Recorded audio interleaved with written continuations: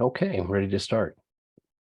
Welcome everyone to the May 11th, 2023 meeting of the Denver Interneighborhood Cooperation Transportation Committee. At every meeting, we try to bring together various timely topics that are of interest to residents throughout the city. Today, we've got four great topics. First, here at the end of the legislative session at the state level, we have an update from Bicycle Colorado. Pete Piccolo will tell us about important moves that were made and progress, even if it didn't reach the goalpost at the state legislature regarding transportation.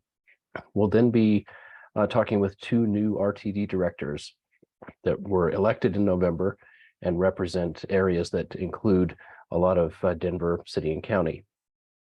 Next, we'll have Ryan Noles, CDOT BRT program manager, as well as my law from Denver DOTI, talk about the upcoming Federal Boulevard bus rapid transit. So we've heard a lot, of course, about East Colfax bus rapid transit, and we'll learn about the project that's just getting started with an RFP being put out for bus rapid transit on Federal Boulevard.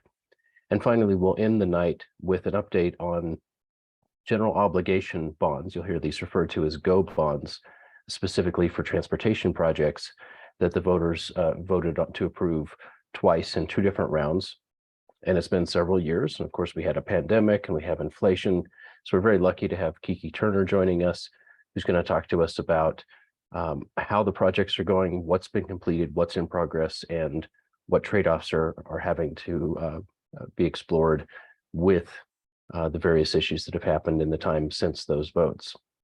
We'll start tonight with Pete Piccolo from Bicycle Colorado. Give us an update on the state legislative session. Pete? Thanks, Joel. I apologize in advance if the background noise is a little distracting, but can you hear me well enough? Yes, it sounds very good. Okay, great. Well, I appreciate the invite. I'll keep my summary of the legislative session high level and leave time for questions.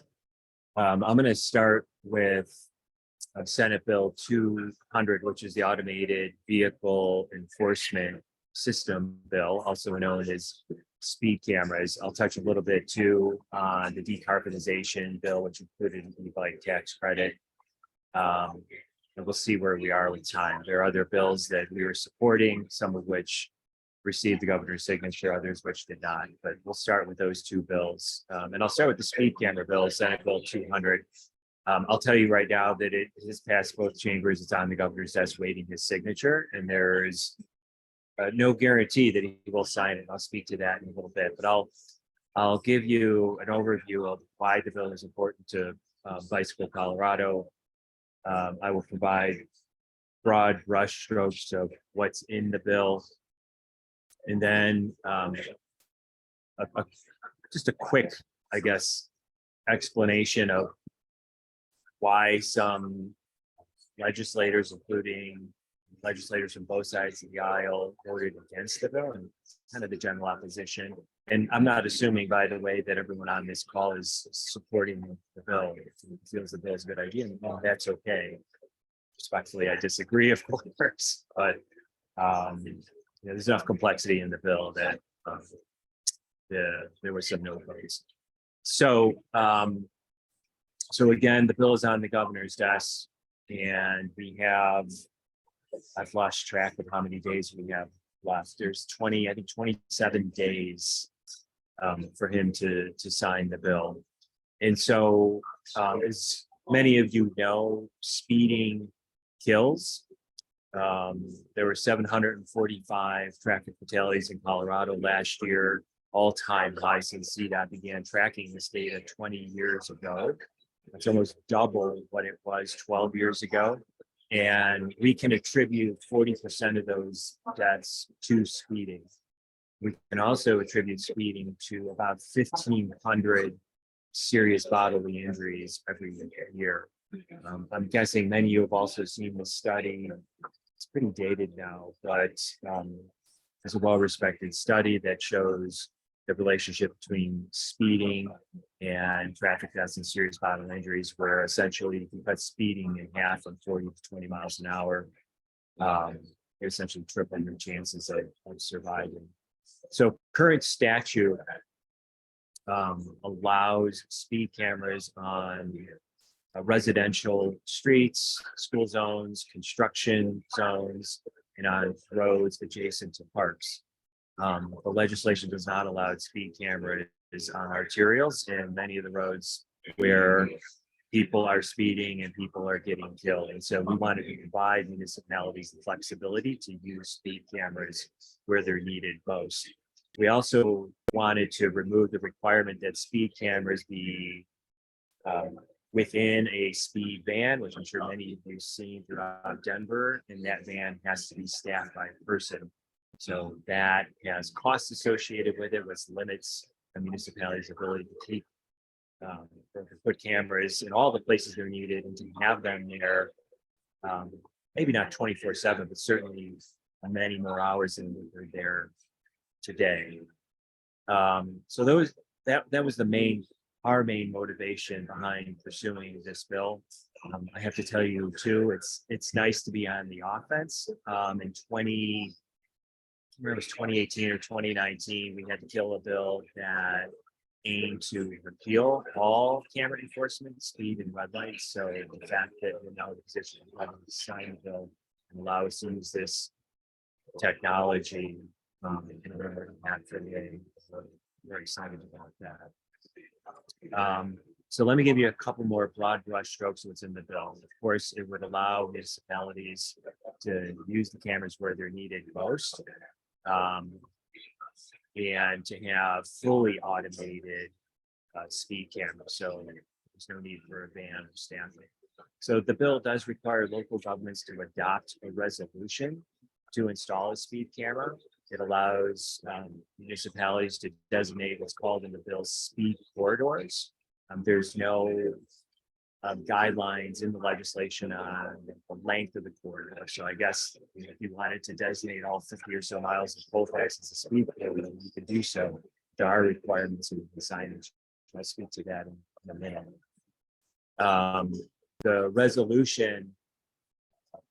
The resolution must also include some data looking back at least 5 years, indicating that a proposed corridor is a safety risk. You'll understand the why behind that. Speak to some of the concerns of the stakeholder groups that oppose the bill. The cameras have to be overt, meaning there's going to be a public notice period before a camera is installed. So this again assumes the municipality adopts a resolution, designates a corridor. There's a public notice period of, I think it's 30 days, and then a 30-day grace period after implementation, where in case you give warnings. And then there's ample signage. In all candor, there's some contradictory language in the bill around the number of feet before a camera, depending on where you are in the bill, it's 300 to 500 feet. But essentially, what most importantly, no driver should be surprised by getting a ticket from the speed camera. It should be, again, it should be overt, and we were okay with that. We want cameras to change behavior. If everyone slows down and nobody gets a ticket, then that's fine. So this bill, as many bills do, build upon existing legislation. So the penalties are, with the exception of school zones and construction zones, $40 or 45.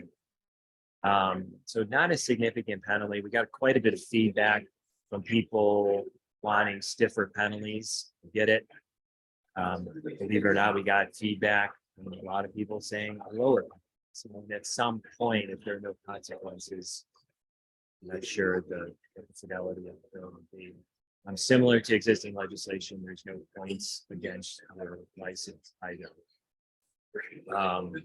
So the bill will go into effect approximately a year from now, so June 1st, 2024, which doesn't mean that municipalities cannot start the conversation to be ready to adopt a resolution in June of 2024.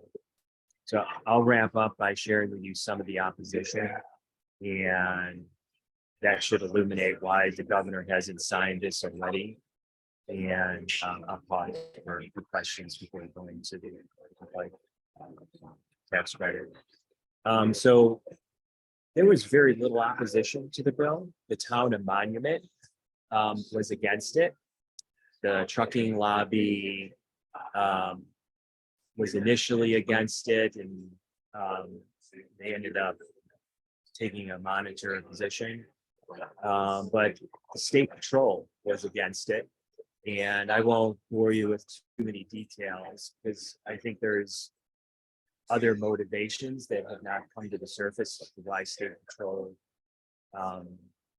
opposed the bill. I think officially they're registered as neutral, but they raised concerns about federal masking, law, which high level says that if you are a driver of a commercial vehicle, so we may rewind that. If you hold a CDL, commercial driver's license, and you're driving any vehicle and you receive a ticket for a moving violation, it is the responsibility of the state of Colorado to first not plead down that violation to a lower offense. And it's the responsibility of the state to report that violation back to the feds. Current statute has the state in violation of federal masking law. And there are practices throughout the state where DAs and judges are pleading down cases. And state patrol said that this bill will simply amplify that, which may be some truth to that, but we thought there's a little bit of irony, I guess, in that the federal masking statute aims to promote safety. And the fact that this bill, which undoubtedly aims to promote safety, could be killed because we want to be in compliance with them. And so we just pushed back and said, we can't use this law to solve this problem. This will not solve it. And we need to get this law passed now, and let's pick this work out on federal masking. The second concern we heard was around racial profiling. So this is a really tough one. As I'm looking at the names on the screen, I know many of you know this. Our arterials, some of our most dangerous roads in Denver are in lower income communities, including some color, and people of color are being disproportionately impacted by traffic violence. And so in places like Chicago, to give an example, they install cameras in those areas, and people of color are disproportionately receiving tickets from speed cameras. So there's still a concern around over policing and just having cameras scattered in different communities. And so we tried to legislate this. We tried to address this in the bill months ago, and it became incredibly complex because it's more of a local issue. Like Denver is going to be different than the way that's. And so the compromise was to empower local governments to tease this out and do what's best for their communities. The third objection we heard was really from state Luddites, like people who are just anti-tech and don't believe it works, and are asking questions around what happens if you slide on black ice? Can the technology detect it? And then there's a group that just doesn't believe speed cameras deter speeding. And the research, and it is quality research, statistically sound, peer-reviewed, objective sources. There's piles of research that indicate otherwise. The final two concerns was it's just an ATM for the government, and governments are going to blanket the community with speed cameras and then there's just a big brother that we don't need the government taking pictures. So we've put guardrails in place around this being an ATM, about Big Brother watching.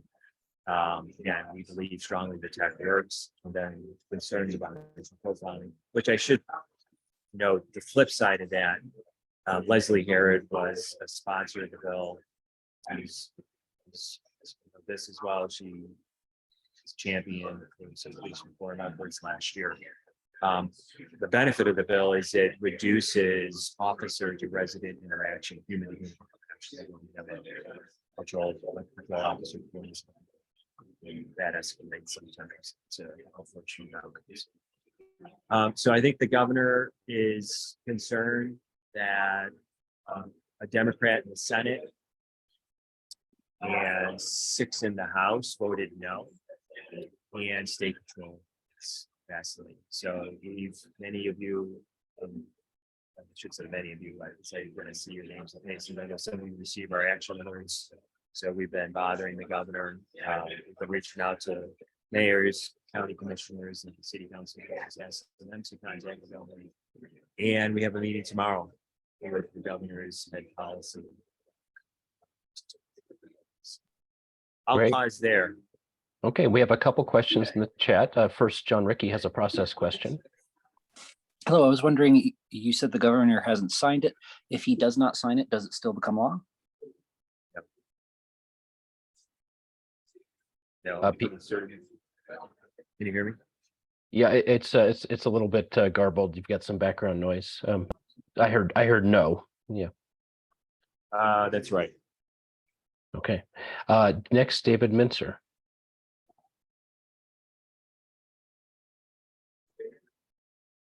Hi. When I first moved to Denver about 15 years ago, that one of the first things I was told by people who lived here is that if you get one of those speed tickets, you don't have to pay it because they have to come to your door, and they never do. And it seems like there was an amendment that kind of reinforced that. And I'm wondering if you know how many tickets are actually served, what percentage are paid, and how that might affect how effective the bill is. Yeah, so it's a good question. It's good to see you. I don't have the exact data, and it varies. It varies by community to community in terms of how many tickets are issued and how many are paid. So currently, just to give you 2 examples, Boulder and Denver do go through the process of serving people. And we wrote the bill to still provide that option. So, I mean, I think as we discuss this with law enforcement agencies and other stakeholders, we wanted to give municipalities the flexibility to be able to serve or not, and be able to manage then and react to the impact. So I think common sense would tell us if word gets out that if you're not served, there's no teeth and you can just ignore it, then I think eventually the impact is going to be diminished. So, in the original form of the bill, it could be collected just through the mail. And then I think on the last day, there was an amendment that required it to be served in person. Is that? So my understanding, and I'll have to double check, because there were quite a few amendments being proposed. Many were rejected and some were put in, that was inserted back in, but it wasn't a requirement. So there are municipalities like Boulder and Denver who wanted the bill to clarify that we can, if we so choose, serve people, but we don't have to serve everyone, and we will accept the perhaps negative consequences on impact of not serving it. But I will double check on that and follow it up. I'm trying to skim the bill now as I'm talking to you. But I'll have to follow up with you. Okay, thanks. Okay. Yeah, I know we've got question. limited time with you. Could you just remind us of the bill number for that one, and then tell us about the other efforts this term? Yeah, you bet. So that was what we just went through was Senate Bill 200. Thank you. Yeah, exactly. Let me give you. Let's talk about tax credits. So this is House Bill 1272, which is tax policy to advance decarbonization. It was a very broad bill that included a number of tactics beyond e-bikes. But the governor did sign it today. So good news. He went to a bike shop in Aurora, and we surrounded him with bikes, and so we're celebrating that. In a nutshell, so here's give you the good news here. Kind of bigger picture. So the bill originally didn't include e-bikes, and I don't know if it was an oversight because we've been working at the energy office on a subsidy, which hasn't been announced yet, which will have some income thresholds. This one does not. So anyone in Colorado will qualify for, I guess I should tell you the $450 discount on a bike. And so that's at the point of sale. There's a back end process between the state bike shops to manage the money, but it's a $450 e-bike tax credit that will go into effect April 2024, and that lasts for 10 years. So it's a good chunk of time. A little of the kind of inside baseball, which I think is another positive sign of the administration's viewpoint of active transportation, public transit. We just said this should include e-bikes. Okay, and that was it. There was a haircut to the subsidy. It was originally $800, but the haircut was proportional across all of the tactics of the bill. I think they just overreached at the beginning and put in a number that they couldn't pay for. So we're thrilled with the 450. We'd love it to be more, of course, but we're thrilled with 450, and the fact that it's 2043 is a nice feature. That's excellent. Any other hot topics this term? Yeah, I mean, there is. I'll just tell you what we were paying attention to. One, I'm not. So our Denver Friends of the Denver Streets Partnership, which is part of our organization, I think Molly, Jill, and that crew. So they were bird dogging House Bill 1101, which is a transit program. So it was 1 month last year. It's going to be 2 months this year of free transit. So that's super cool. And then the land use bill, and that's about my plate grant for right now. So I think we should loop back and talk about that, and maybe invite Molly, because that was kind of Molly's project, but as we know, land use impacts transportation. So.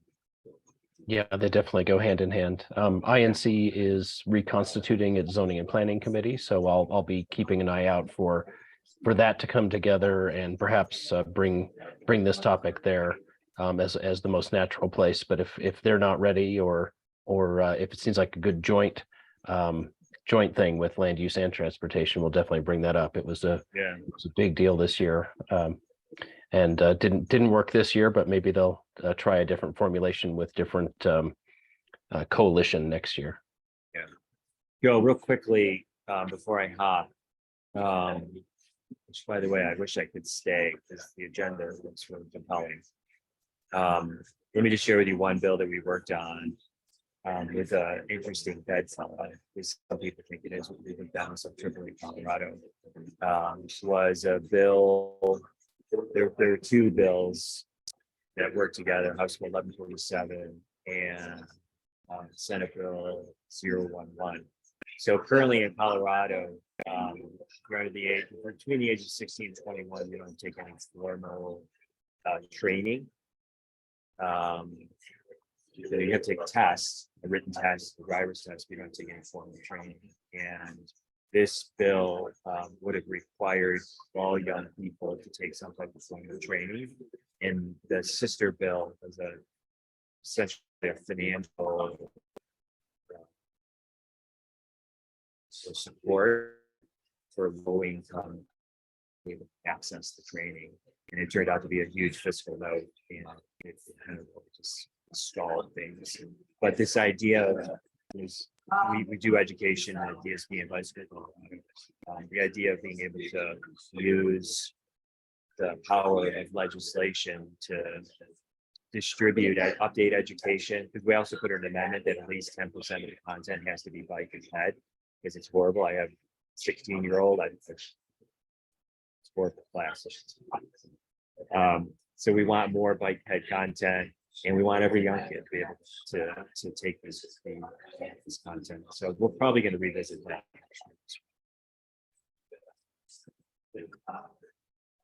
Great. Ability to pay shouldn't be a gateway to getting important safety education. So it's a great, Yeah, without a doubt. great effort. Well, thank you very much. I know you shoehorned us into a busy schedule and you're off to other things, but thank you so much for giving us this very, very timely update. Yeah, you bet. And I'll loop back with you, Joel, and get an answer to that, to the question around serving people in person. That's a good question. I'll pass that along if you send something to me. Okay. All right, y'all have a good night. Have a good night. All right. Bye-bye. We're on to the second item on the agenda. We have 2 new RTD directors here.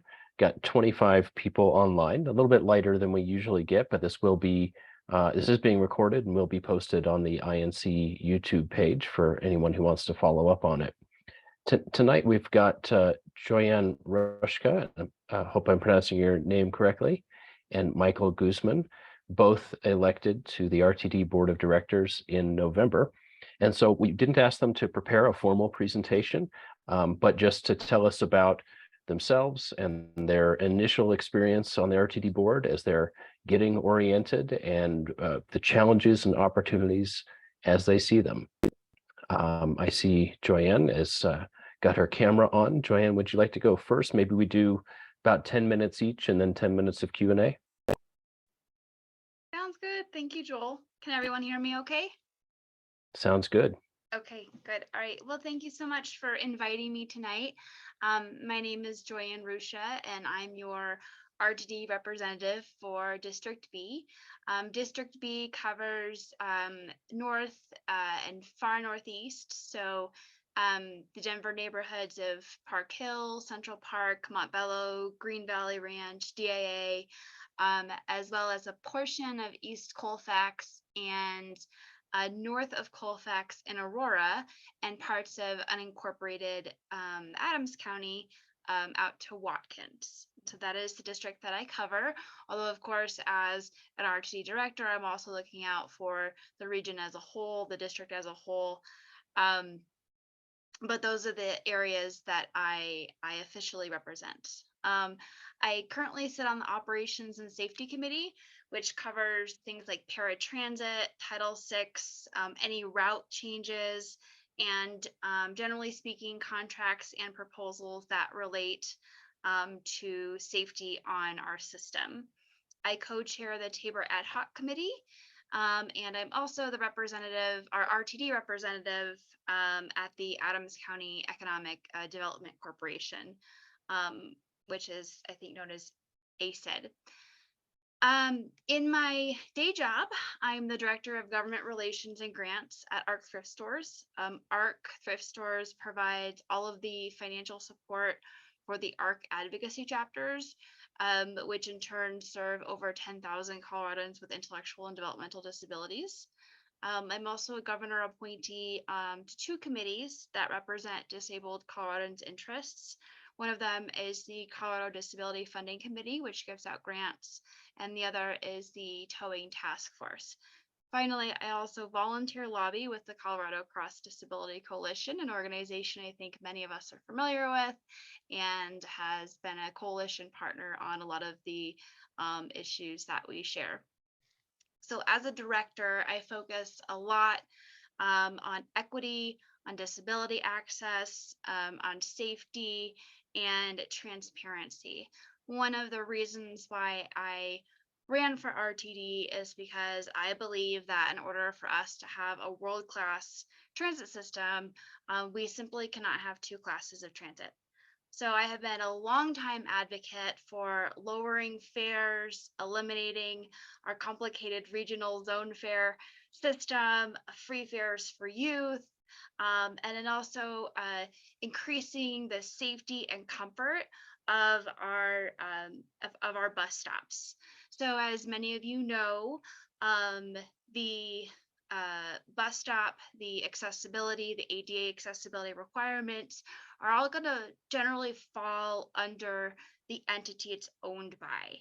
And more often than not, in fact, like maybe 97% of the time in RTD's case.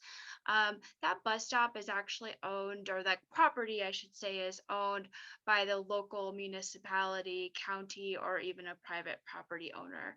So when you hear on the news that there are issues regarding like snow removal, ADA access, or a lack of sidewalk, it's something that we hear a lot about as directors, but we do not have legal authority to go in and necessarily overhaul how another jurisdiction does their process. What we can do, though, is we can advocate. And that's something that I have been doing. If you look at my district, Montbello is the most underserved. It's also the most transit dependent area of RTD. It ties with Director Guzman's district as well. And both of us are very, very passionate about ensuring equity in our communities, all the way down to that bus stop. Is it comfortable? Is there a shelter? If there's not a shelter, is there a tree line? Is it accessible? And so forth. And so those are the things that I focus on a lot as a director. I also mentioned safety. You have probably heard that RTD has proposed a new set of rules to our code of conduct. There was a little bit of community pushback, and I think that there were some legitimate concerns around the constitutionality of some of the original language, and the concern that some of the proposed new rules would unfairly target those who were unhoused, who are poor, youth, or anybody who just quote looked like they didn't belong. And so I have worked alongside other directors with RTD and other stakeholders to try to find reasonable solutions to the safety considerations that we're facing without infringing upon anyone's constitutional rights or their own safety. And that's something that I'm very passionate about. And one of the things that I'll be working on as a director is really urging RTD to partner with more local community organizations to do outreach, including perhaps some grant programs. So those are things that you might see, coming out of my virtual office, which is in my home in the next several months. But I'll stop here. I'm not sure how long I've spoken. I just want to make sure we have time for questions and that I don't run over or take away from Director Guzman's time. But again, thank you so much for having me here tonight. I'm really excited, and I'm also just very grateful for all of the work that this organization does, including this specific subcommittee. I happen to be a mom of an 18-year-old who's still learning how to drive, and I just remember when Jude would ask, like, what's the speed limit? And I'd be like, we're in a neighborhood, 20 is plenty, and I also, while I'm not particularly an avid biker, I also care very much about safety of our streets. Our sidewalks are a third of our transportation system. And, in an ideal city, the city I think we're all collectively working to build, people can move about easily, freely, and safely, get to their destination, and overall just thrive. So thank you very much for having me, and I look forward to your questions and comments. Thank you, Director. Director Guzman. Hello, how's it going? Very good, good.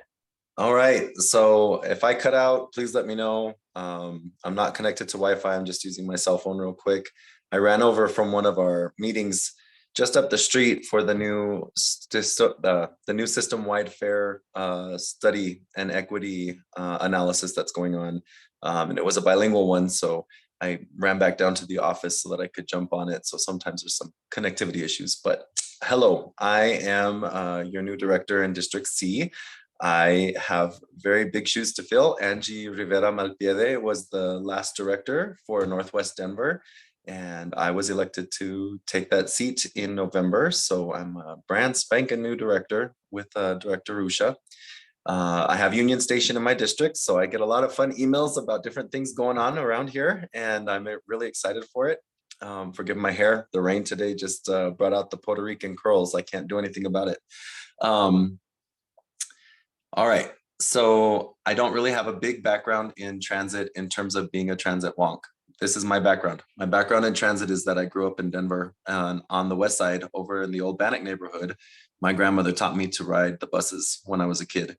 It gave us a lot of freedom and independence. We had to always remember to carry 2 quarters in our shoes so that we could get home if we went anywhere. And we knew the routes by memory and how often they ran.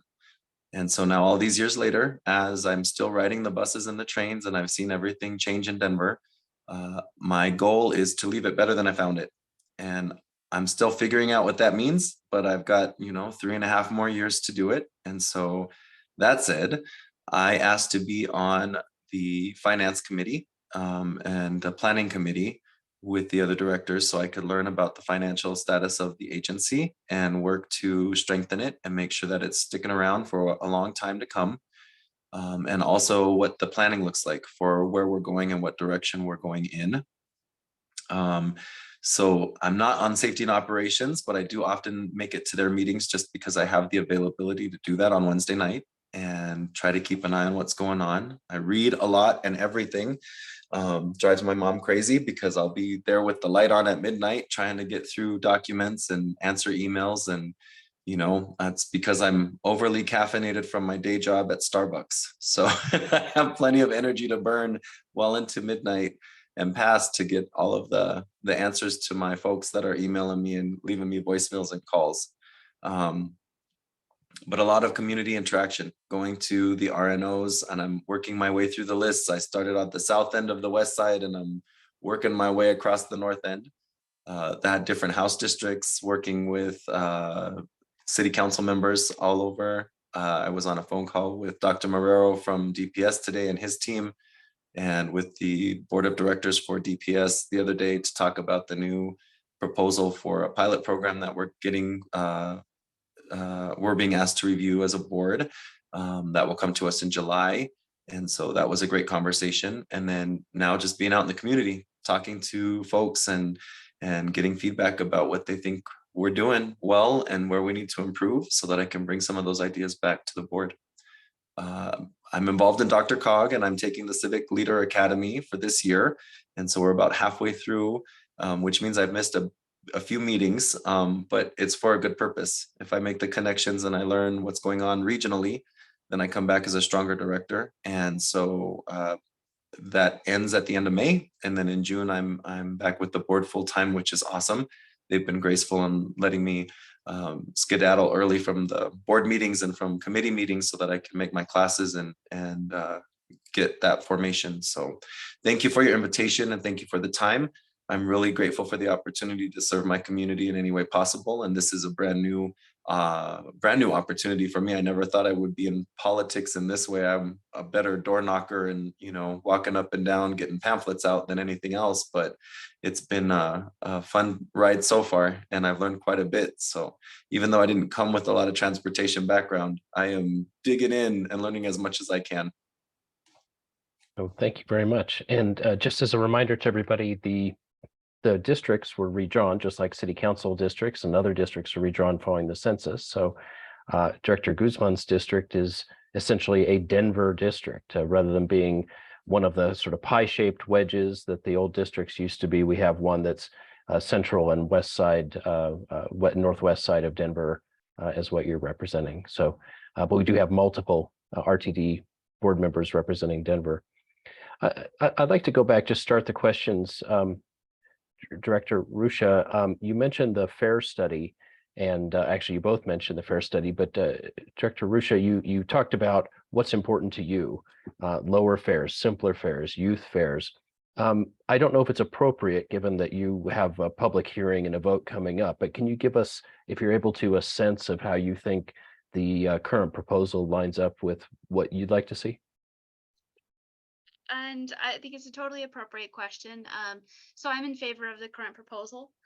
One of the things that I am particularly excited about is that Accessoride, which is part of our paratransit system, will be included in the low-income fares program. And the low-income fares program threshold will also expand, to include more people. I remember the first time I tried to ride RTD many years ago, and this was even before the first time we changed our regional borders. I was so nervous because I was also unfamiliar with the city and the area, and I was coming in from Boulder County, that I was going to pay the wrong fare, that I was always paying the regional fare. And then even like when I was in Denver, I'd keep paying the wrong fare because I didn't want to be accused of stealing. I don't know how many dollars I lost to RTD before I figured out our old complicated system map. But even I think with our new one, it poses barriers to access, right? And so I think if you're not like really familiar with transit, or someone doesn't specifically teach you how to ride this system, we don't want to create a system by which it looks too complicated, because then people won't try. So I'm really excited about that. I think I'll be a yes. I haven't heard any feedback from community groups, or actually any negative feedback at all, from any individual constituents on the proposal. So as far as I'm concerned, I think I'll be a yes without any amendments. I think that under the leadership of our GM CEO, Deborah Johnson, the team did a really great job in evaluating, what does the community need, and also like what makes sense to as a system.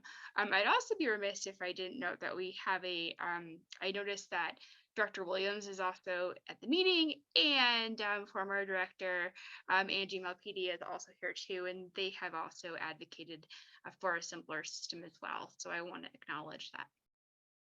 Great. Director Guzman, do you have thoughts you want to share with us on the current proposal? So I'm really excited that we're getting quite a bit more feedback with this fair and equity study and the outreach to the community.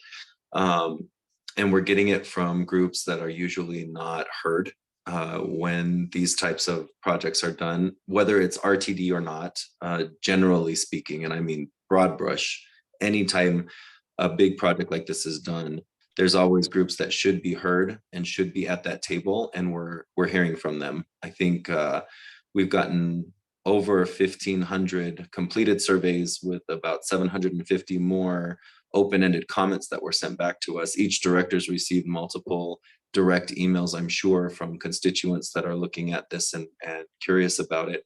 And the outreach that RTD is doing with the Spanish-speaking community in particular is really great. They're reaching not just refugees, they're not only reaching United States citizen Spanish first language speakers, but they're also reaching people that are not citizens that are here either on a visa or that are here visiting in other ways that use our system. So I'm really excited to get that feedback and that data, and we will get it. I was told today that we will have that before we go into our meeting to make a decision in June.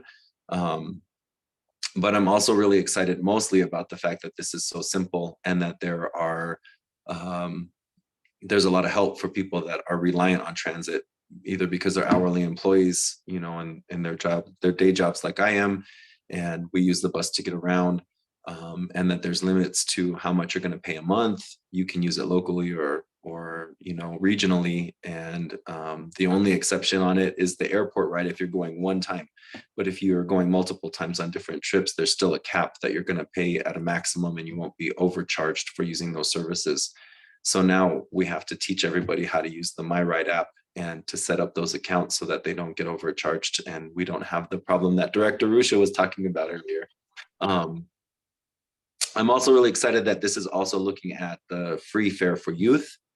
And all of our discounted programs are going to be adjusted and to be in alignment with one another through this program. And so just the cost savings, but particularly for young scholars, being able to access science and cultural facilities, district places, getting to go explore the city safely and not have to worry about driving, breaking down, texting and driving, no more accidents and all of that, and learning to be responsible for their time. You got to show up to the bus because the bus don't wait. I think it's a really great opportunity. I think overall, there's a lot going on. I get a lot of questions about our new Respect the Ride program, and I'm excited to hear the information that's coming from that. We are, as a board, still getting feedback on both the fare structure and the Respect the Ride and suspension policy amendments that are coming to the board. So there's a lot of work to do there, but it's thrilling to be able to look at all of this. So.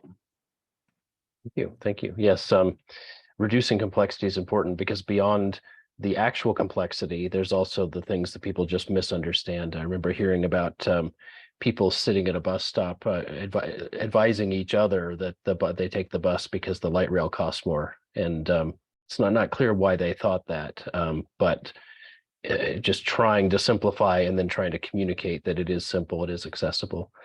Let's do some kind of rapid fire questions in our last 10 minutes here. I'll start with questions that have to do with fares, since we were just talking about fares. Julie Torvik has a question.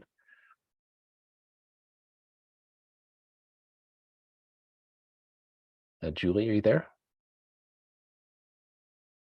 Okay, what she had in the chat was just fare enforcement. Do you have any thoughts on what's being done? Is there anything that should be done differently? Of course, the light rail with all the multi-door boarding has always been very different than a bus where you pass by the operator. What are your thoughts on fare enforcement? You want to take a crack at this one, JoyAnn? Sure, I'll go for it Okay. because it's like we could have a whole conversation on fare enforcement. So, so in terms of fairness, right, everyone should pay their fare. In terms of actual revenue, a study showed a couple years ago that RTD relative to other districts in the nation actually had pretty good fare enforcement in that we don't lose a lot of money from folks not paying their fares. And again, and the majority of our dollars actually come from sales tax revenue and federal grants. The one concern, that being said, I think we have had an increase in fares evasion in the last couple of years. I don't recall, and it's possible I missed the presentation, RTD giving the board an update on that issue in terms of dollar amount. That's just anecdotal stories that I'm hearing. I do think that by reducing fares, I mean, right now we have some of the highest fares in the nation. You know, I can get to places, I can go further and faster on MTA with less dollars than RTD right now, MTA being New York City. I think that making our fares more equitable will help, but overall, in terms of safety and dollars, fares enforcement, while it's an issue, it isn't for me particularly the top issue. I also want to note, because I did some research on this myself a lot last summer, that there have been a lot of studies done all over the world on why do people evade fares? Is there a certain type of person that evade fares? And it turns out that fare evasion is something that happens across every community, every demographic, every income level, and all over the world. It's sort of a phenomenon. So that also, you know, for some folks, they can't afford the fare. For others, it might be a sense of entitlement. Fare evasion is something that we will always have to deal with just by nature of being a transit agency. And so I hope that answered the general question of, you know, what are we doing about fare enforcement? I would be remiss if I didn't add that at Denver Union Station, we will be installing turnstiles, which will greatly reduce fare evasion at DUS because it would be difficult to get through those turnstiles without paying your fare. So that will have some effect. Will that be for trains or buses or both? Well, it would be both, because just to get into like the downstairs terminal, and we haven't been shown like the final plans, those are still in progress, and I don't think we've got any updates. Maybe Director Williams could drop something in the chat, but that should cover all of DUS.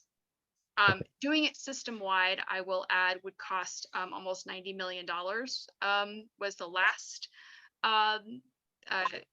number. It might have increased now with inflation, and you know, and that would be just to install. That's not even including the yearly maintenance. So if we did try to do turnstiles system wide, you know, across every single light rail station and stop, that would, I mean, I don't think that would be a good use of our dollars. If not, you know, really put us in the red.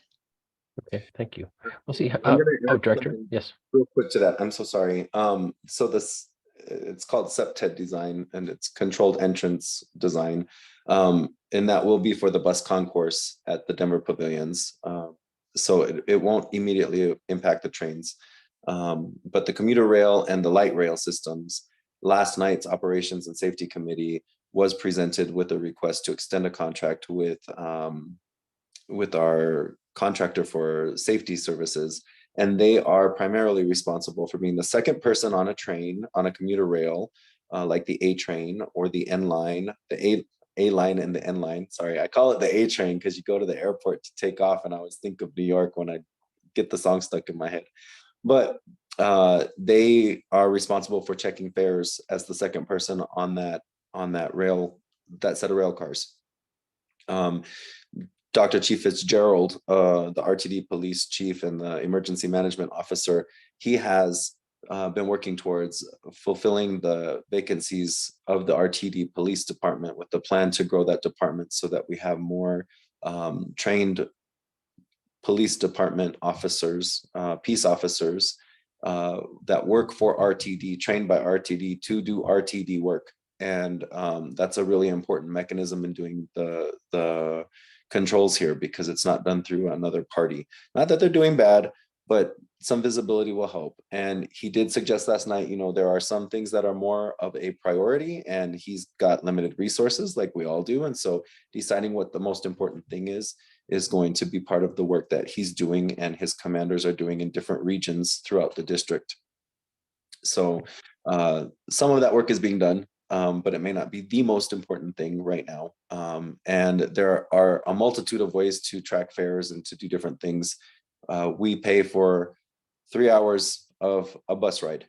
And, in New York, you get on, you swipe in, and then you swipe out, and you pay an amount depending on how far you go, where you get on, where you get off on the metro system. And so our system is not the same, and it does require a different way of thinking, and we do have a very open system, so it's more difficult to handle that. But enforcement is written in Colorado statute, and it's part of our state law, and it affects us locally. And so the rules that we're looking at changing are respect the ride, which is how do we expect people to behave on the system to create a cultural change is going to be fundamental in making that change in everybody's mind and how we behave with each other with the public good that everybody pays part of in this district. And then we have to look at the enforcement mechanism, which is potential suspension. We want to educate people first not to do this, and that type of behavior is not okay, but it could lead to being suspended from service if you're avoiding fares and not behaving in a common way that is acceptable to everybody. And so that, like I said, that's the struggle of the work that the board is doing. How do we make that happen? And it's not an easy answer. We can pass a code of conduct, and just because we write a rule doesn't mean it's going to be followed, right? I'm thinking about Harry Potter and the owls and the woman that goes and puts up every rule she wants to put up, and it doesn't mean the kids are following it. It's the same idea. We have to figure out a way to enforce it, but we also need to do some cultural changes and some cultural paradigm shifts to make sure that people are really feeling welcome and safe on the system as a whole, not just fare evasion. So I did see a question. I did see one question about, are the machines going to give change back? I wish they would. I don't know that that's a reality, but that means that we can teach you how to use the MyRide app, and then you scan and there's no need for dollar bills or change. And there's a way to set up an account if you want to carry a card instead of a phone or a mobile device if you don't have access to that too. So I'd love to follow up with the person that asked that question as well, to make sure that you have access to those and that we can educate people about how to use those methods of payment so that we're not walking around without change or needing to carry pockets full of quarters. Thank you. We've only got about 4 minutes left here, so let me see if we can knock out a couple other questions here. June Churchill has a question about the light rail fleet. Yeah, hi. I live in District D. So the light rail fleet on the D, A, E, H, and R lines are all aging and due for a replacement soon. Wanted to ask if level boarding is being looked at, thinking primarily for like accessibility reasons, and if Denver becomes a more bike-dependent city, level boarding is much nicer to take bikes onto as well. Is level boarding being looked at? Would that require station upgrades? And if there's infrastructure upgrades and changes being made for level boarding, are there other improvements being looked at for those lines? Directors, is this something you're familiar with? A little. I can't answer the question. I mean, what I can say is that it's generally been addressed. It's expensive, and I think it is the ultimate goal. I cannot for sure say that is written in stone or light erasable pencil. I'm certainly in favor of level boarding. Whether it's bus or like our FF line, which isn't true BRT because it's not, right? Or light rail. And I think you made a really great point about the rolling stock. So at the same time that we pay off the debt that we owe through the Eagle P3 partnership, that is when the rolling stock also has to be replaced, which it would be, which is a significant cost. I mean, that is built into projections, but I think that's a great question, and I am happy to, I'm going to copy and paste that so I can get a more detailed response as to where RTD is in terms of position, planning, and finance. And then I will just maybe send you an email, Joel, if you would like to see what the official agency response is. Certainly. And if anyone who wants to get in touch with the directors, you can leave your email address in the chat, or they can leave their email addresses as well. We certainly don't want to be gatekeepers of information, but connect everyone to their representatives. Last question in the time we have, David Minster wants to ask about Pena. Thanks, JoyAnn. I don't know if you're familiar with the processes that's going on right now. DIA is planning to spend $277 million to widen Pena Boulevard. And I think a lot of us are concerned that that will undermine the A-line ridership, and would rather see that money spent on things like double tracking the A-line or removing grade crossings or fare reduction. And DIA claims that the FAA won't let them spend money on the train, but there's reason to think that's not honest, and they haven't even asked. So I'm hoping that you all can push them to include that as an alternative, and push them to invest in your train instead of just more highways. Thank you, David. That's a great question. And hello from Twitter.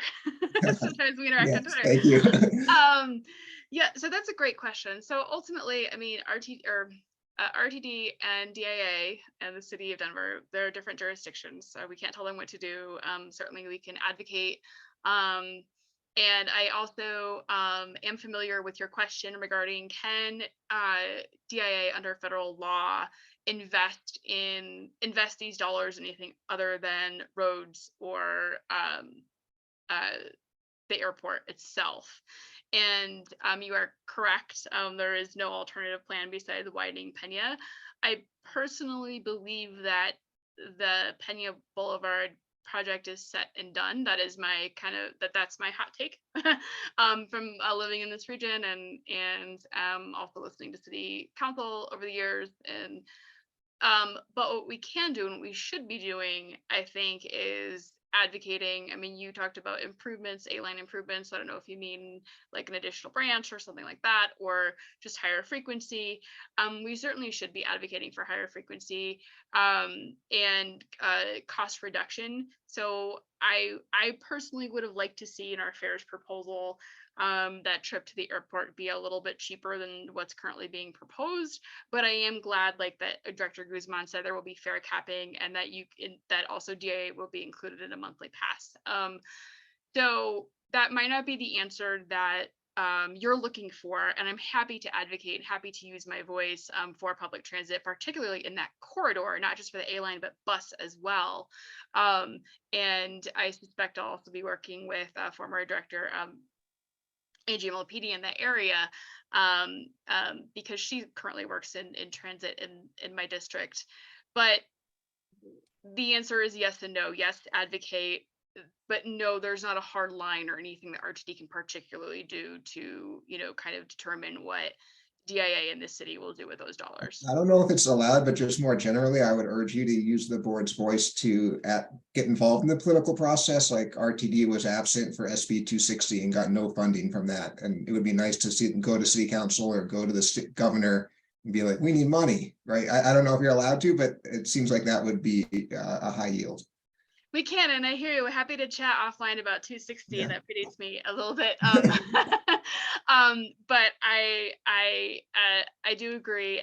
The board does get involved politically. There is a whole process for that. You know, sometimes individual board members will advocate for positions. But you know, for the board as a whole to take a position, that goes through a committee process, and the whole board has to vote and such. And we do have a legislative kind of agenda process that happens in the fall. And I will definitely be active in participating in that. And I welcome your feedback and your voice. So with that, I'm also going to put my cell phone and RTD email in the chat because I neglected to do that in the beginning. And David, please feel free to keep in contact, you know, Twitter, email, calls. Great. You know. Thank you for your work. Yes, thank you. And Thanks for the Director question. That's a great question. Yeah, and Director Guzman also put his email in the chat, so I direct folks to that. And directors, you are welcome to stay. We need to move to the next item on our agenda, but we're all multitasking. So if you would like to stay and answer questions in the chat, feel free. There are a number of them we didn't get to here, and just general feedback. But we are glad you're here. Thank you for stepping up to a difficult role, an underpaid role, a part-time role on top of what the other things you already do. So we're glad you're here. Thank you for inviting us. I appreciate it. Thank you. Thank you. We'll now turn to our next presentation. Ryan Noles is here, and Ryan Noles is joined by my law, and please let me know names I mispronounce. I'm terrible at that, but That's Ryan, correct. we're glad you're both here. Ryan Noles is the CDOT BRT Program Manager, Bus Rapid Transit Program Manager, and my law is from Denver's Department of Transportation Infrastructure as a Senior City Planner.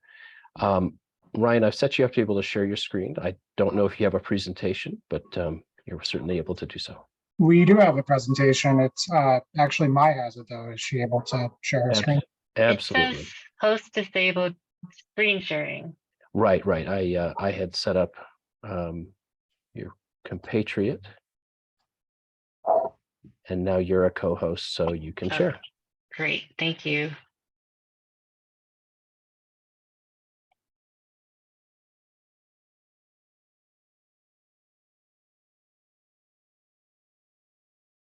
Can you all see that?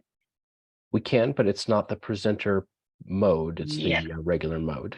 Let me hit present. Perfect. Looks great. Great. All right. Well, hi, everyone. My name is Mai Law, and I'm joined here with Ryan Noles from CDOT. We're going to be talking about how the city and CDOT are bringing fast, reliable, comfortable, safe transit to Federal. So let me get into the agenda. We'll be discussing the history of the project, how it started as analysis of transit options, and how that was just within the city of Denver. And then Ryan will dive into how we've redefined the scope and project to evolve into a multi-jurisdiction project and partnership. So, but first we wanted to talk about why Federal and why are we endeavoring in BRT for this corridor. We know that this is one of the most important transit corridors in the region. It has approximately 9,000 daily boardings. It's only second to Colfax. There's so many jobs and residents found along the corridor.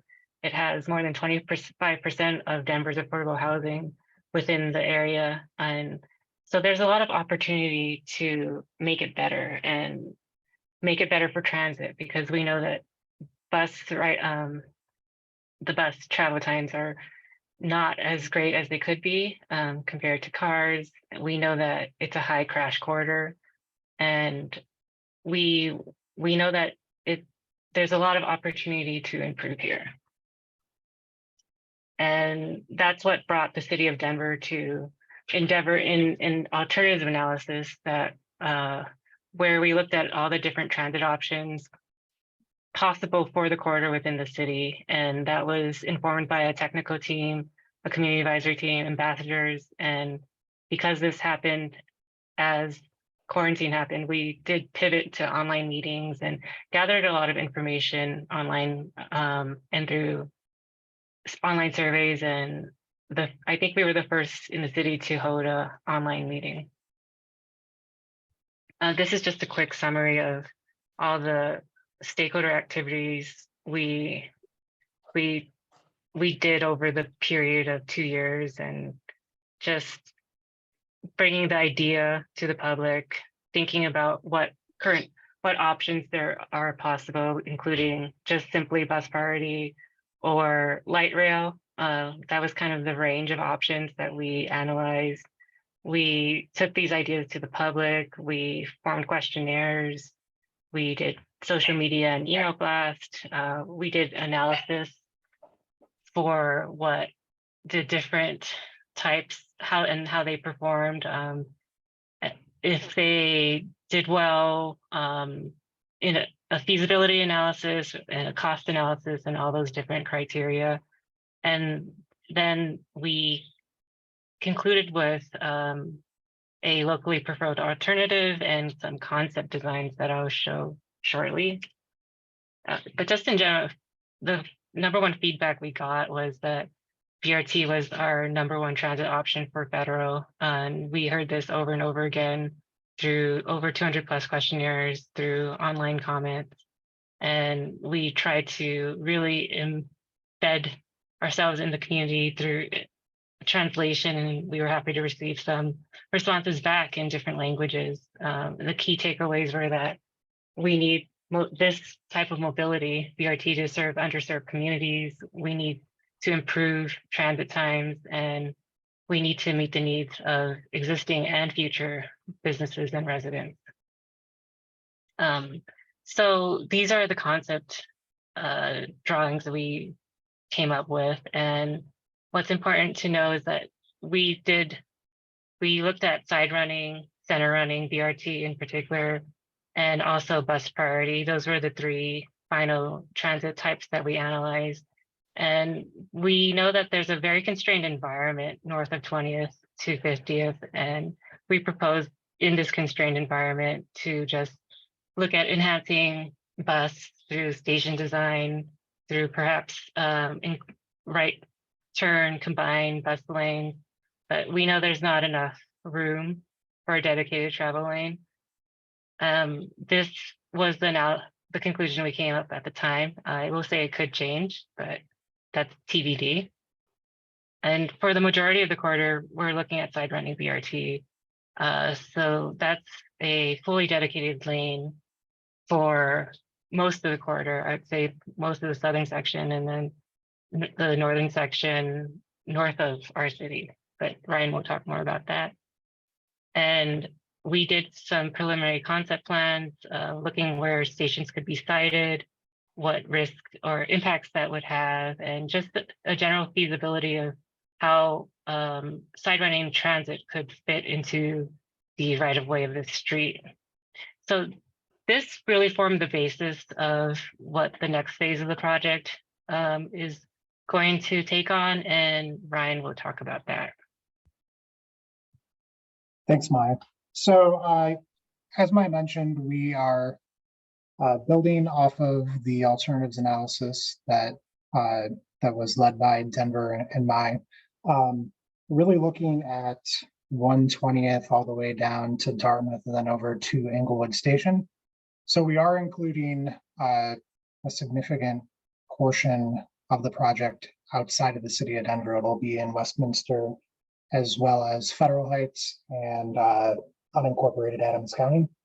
So all totaled about 18 miles of BRT from north to south.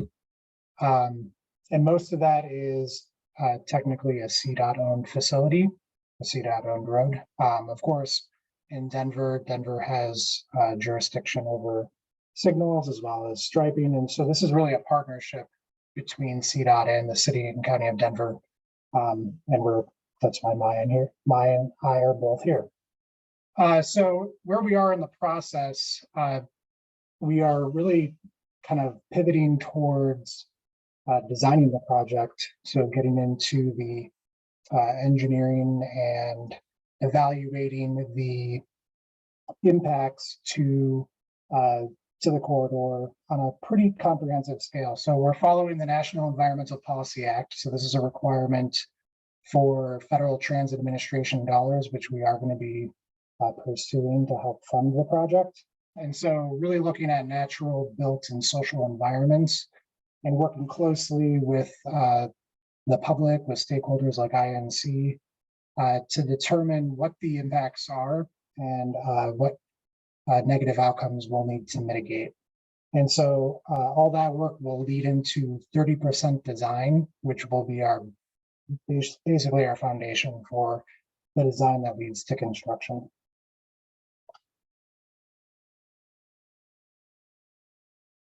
To go up. Thanks, Mike.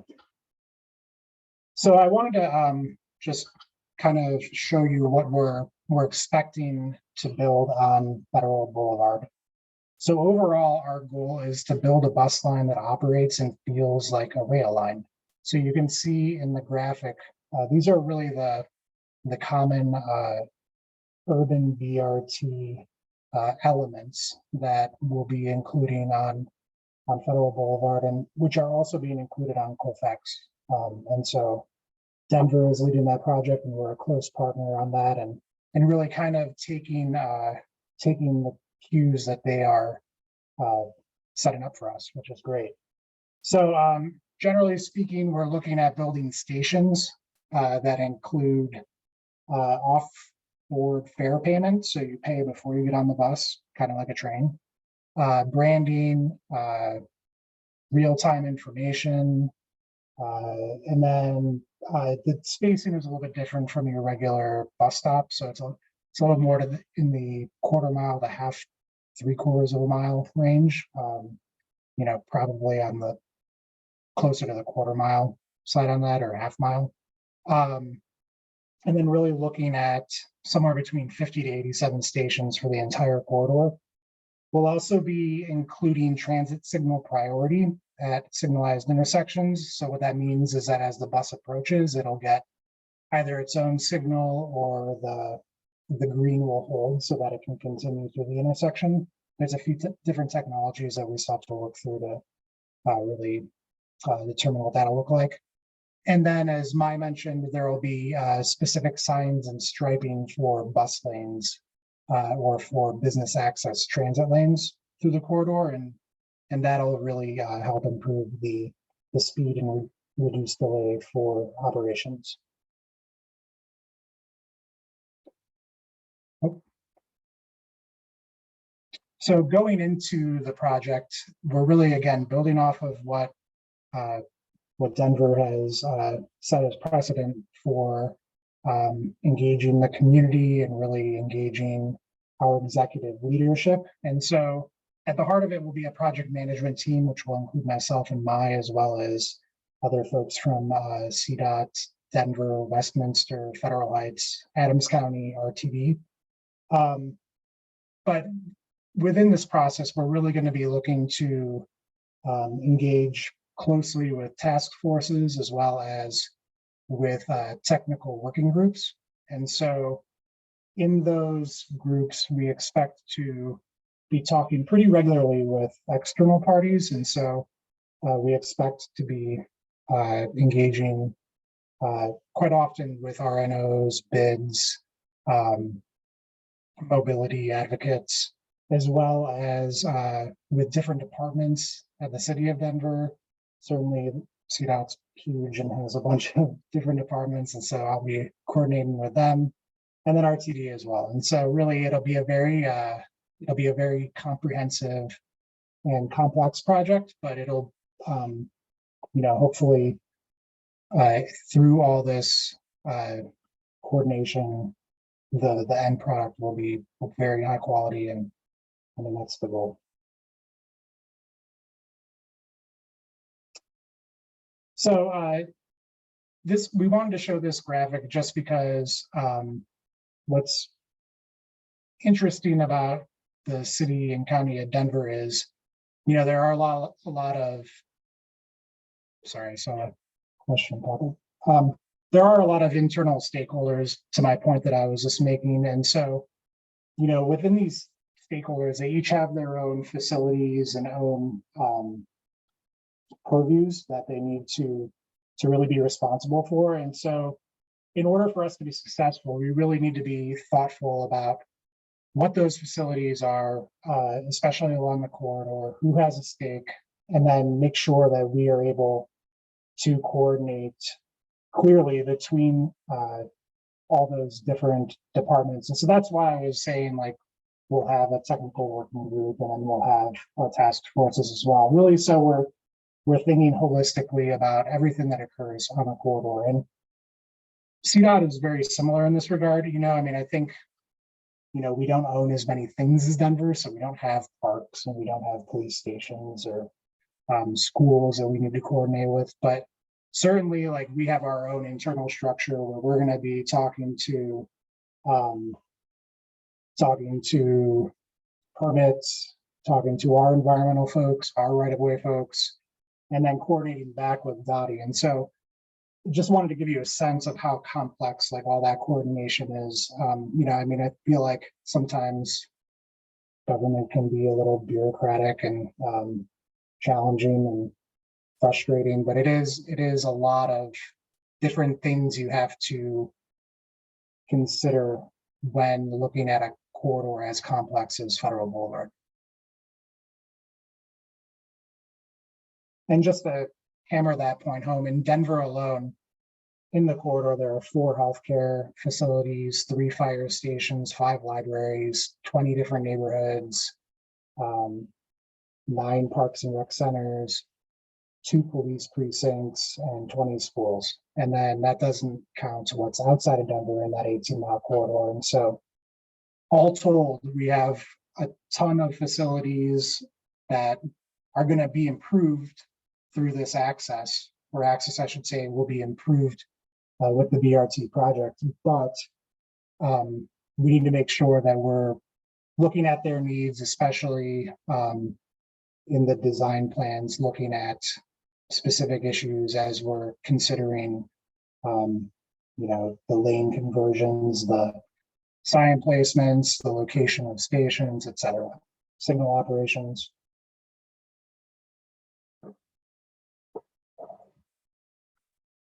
So as I mentioned, that big long corridor, very complex, also has a number of environmental issues that we'll need to look at. So there are 11 ditches, creeks, and or rivers. So we'll need to take those into account, as well as the various parks and trails that are included on the corridor. Additionally, we have 3 RTD rail stations that we'll be looking to create better connections with, as well as 2 freight railroad lines that we'll need to coordinate with, so BNSF will be at the table there, as well as utilities will be an issue that we'll have to work with, especially as we get into construction and design. And then finally, the project has the potential to affect a lot of different resources, which is really the point of the NEPA process, is to evaluate what the impacts will be, as I said earlier. And so there's a national historic district that we will need to consider, as well as quite a few landmarked properties along the corridor, parks and trails that are also considered historic, as I mentioned. There will be biological resources, so native species that we'll have to look at. And then from the socioeconomic side of things, thinking about environmental justice populations, so populations that have historically been negatively impacted by transportation projects. We'll need to bring those into consideration, as well as water quality, air quality. And so really a very holistic look at the impacts as we go forward with this project.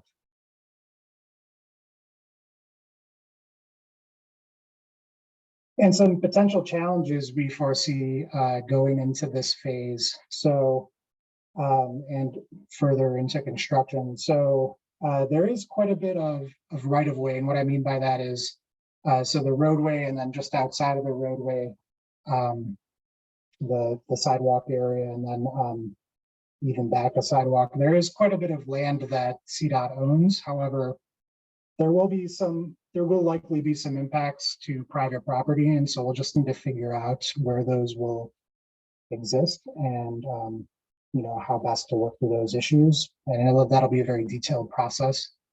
Another potential challenge could be that the Federal Transit Administration identifies some circumstances that we'll need to address very individually and work through. So, for example, like a impact to a historic property that we can't really mitigate, we'll just have to work through how to get around that, or how to figure it out, really. I mean, so that could tend to lengthen the timeline, and we are, as I'll mention in a minute, trying to be pretty aggressive about how fast we build this project. Additionally, NEPA requires a certain level of detail, and so we're hoping that we can follow the precedent set by the Colfax BRT project, which is what's known as a categorical exclusion. And so this is kind of like a more streamlined environmental analysis, still detailed, but typically it takes like 18 to 24 months. However, if we do run into some very significant issues, the FTA could ask us to do a higher level of NEPA. And so that would be looking at an environmental assessment or environmental impact study, which could lengthen the project timeline. So that is a potential challenge. And then also, last but certainly not least, there will be traffic impacts. So adding capacity for a bus only lane for a BRT line will mean that the way that corridor operates today will by definition change. So what that means is that there may be some delay.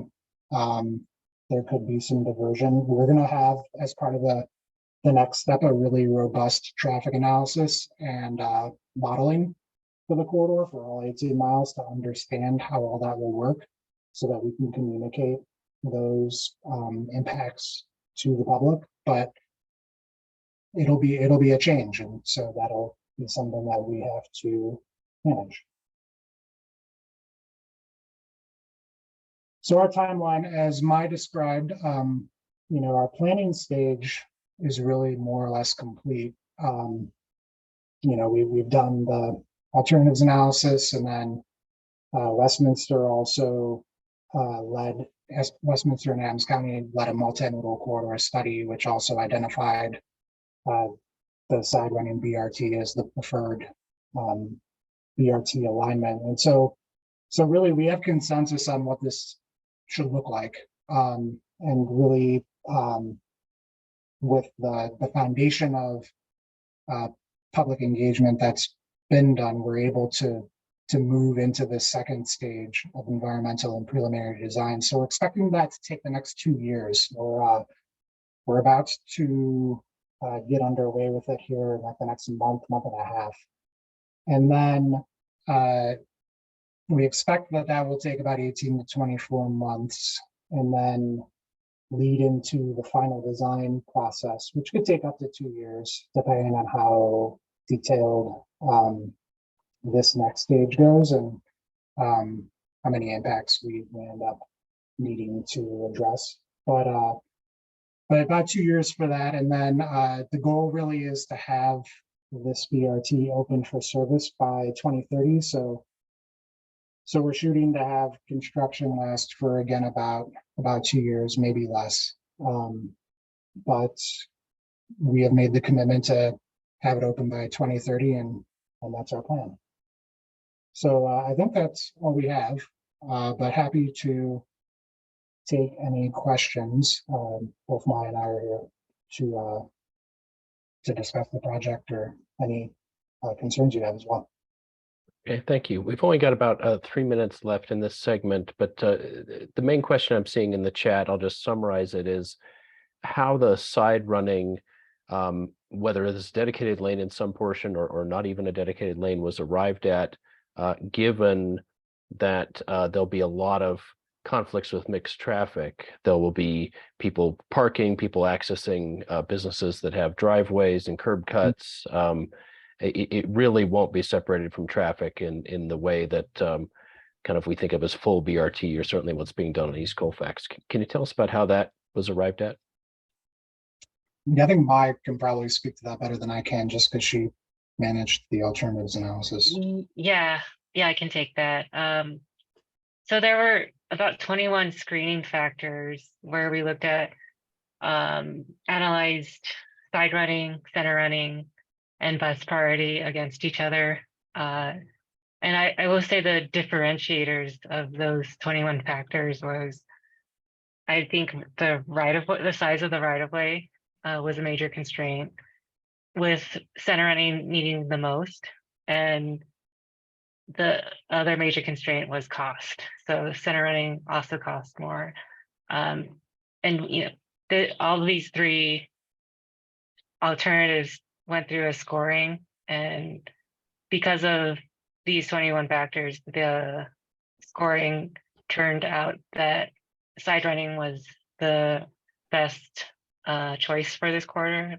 I will say that I agree about all the curb cuts and what to do about that.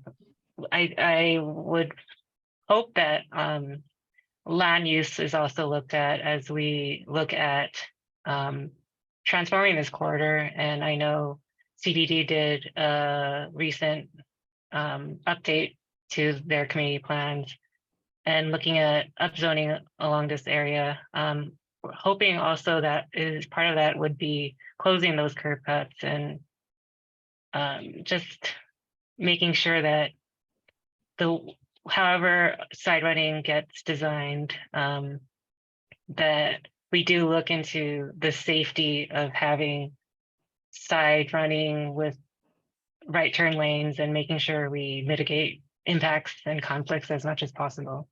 And Ryan, if you want to add to that, feel free.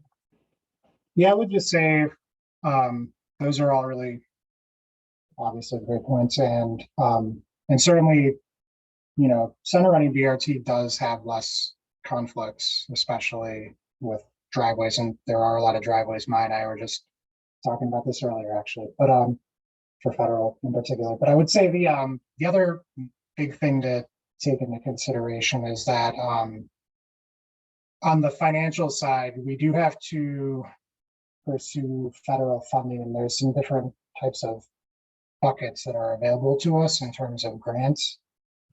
And we are not just building federal Boulevard BRT, we're actually committing to build several lines by 2030. So the other big project that CDOT will be commencing this year will be the Colorado Boulevard BRT. And so when you start to think about the landscape of projects that we're going to be pursuing and the system as a whole, you run into this issue where we may begin to compete with ourselves, the higher funding requests we make. And so we do have to take the overall cost of these projects into account to a degree in order to make sure that we can actually deliver more than one BRT project.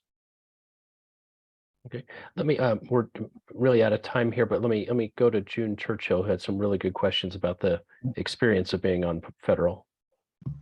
Hi, thank you so much. First of all, I want to say I'm very excited for this project. I think federal really needs a service like this. I'm very excited to write it once it opens up. So, I've got two questions on this. One is, will additional greenery and sidewalk enhancements be included? So I know federal is really awful to walk on in the summer because it's very noisy, it's very hot, it's very exposed. Especially I'm talking like between Alameda and Jewel is where I typically go. And that's a very unpleasant area to walk in. Next, will signage and other related systems be in English, Spanish, and Vietnamese? I know federal is one of the most diverse areas of the entire Denver metro region. I want to make sure that the service properly serves those communities. Yeah, those are great questions. I would say for the first one, we are planning on upgrading substandard sidewalks and making pedestrian access to the stations as good as we can make it.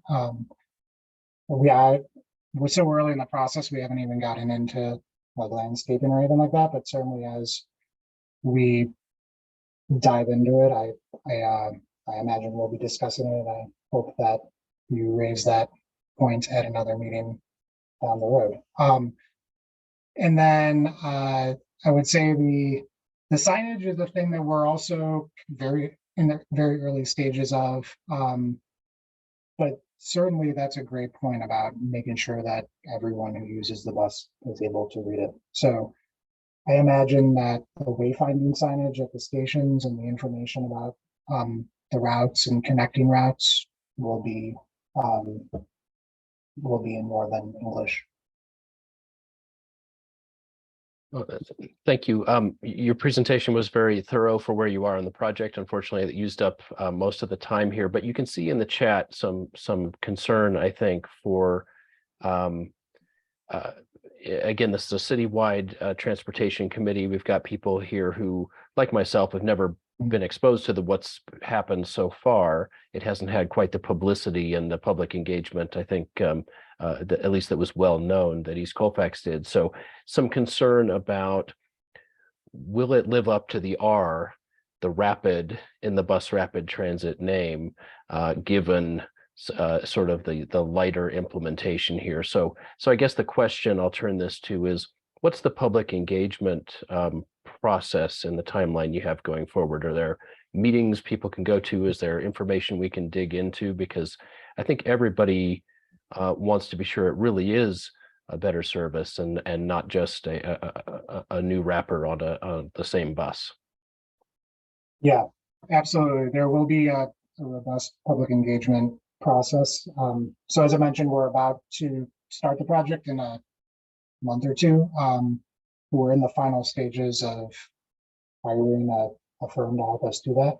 And so part of that contract is going to include public engagement, and we'll be working through our strategy. We're going to have a public involvement plan as part of that. But I would say at a minimum, there will be public meetings, there will be focus groups, stakeholder meetings, there will be opportunity for online engagement. We're hoping to have people on the ground talking to the people who are on the bus. So I think we're going to take a very multi-tiered approach to it and give people lots of opportunities to weigh in. Okay, we will certainly help amplify your calls for public participation, public meetings, etc., and just encourage you to be the defenders of the rapid transit in all the ways that can be done. These projects so often have the risk of being loved to death. It sounds great. Can it stop every block? Well, that won't hardly be rapid, but thank you so much for joining us. And this really does meet one of my goals of bringing projects early to this citywide group and all the people who will watch the recording afterwards. So understand you don't have all the details yet, and thanks for responding to my request to come present. Of course, and I know there were quite a few questions that we didn't get to. Happy to respond via email if you want to show me email, or I can put it in the chat actually. Actually, yeah, but staying in the chat would be great. Doesn't put me in the position of being an intermediary. So if you have time to do that, thank you. Yep, I just put my email in the chat. So if you have any question, or if you want to shoot your question my way, I'll be happy to answer it via email. Great.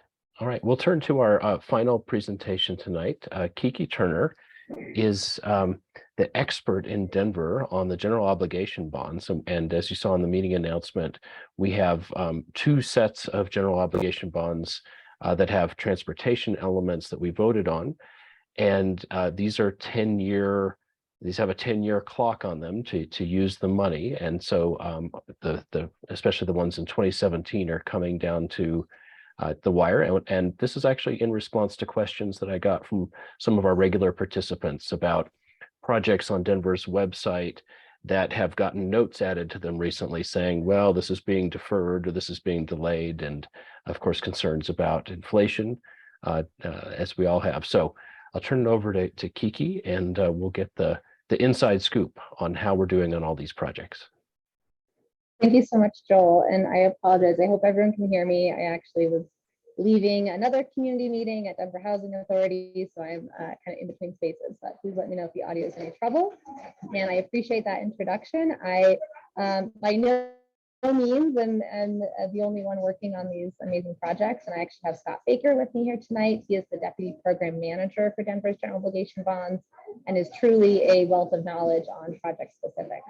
So we will kind of try to move through these as quickly as we can to save some time for questions. But as Joel mentioned, we'll talk about both of the city's general obligation bond programs, Elevate Denver and Rise. We'll go just very briefly over what kind of geo bonds do in Denver, and then spend time talking about, as you mentioned, the specific financial climate that Denver, as well as cities across the country, are working within as of the last couple of years. So starting with Elevate Denver, this, as many of you probably recall, was a 10-year, $937 million general obligation bond program that voters approved in 2017.